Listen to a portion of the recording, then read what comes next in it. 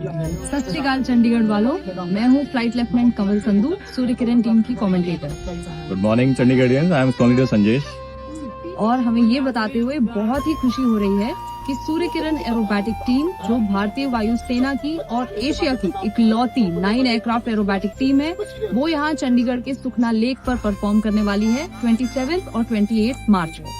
So people of Chandigarh, be ready on 27 and 28. We will be carrying out display at the same venue. This is Sukhna Lake. So 9:30 AM onwards, see you here Chandigarh. Jai Hind.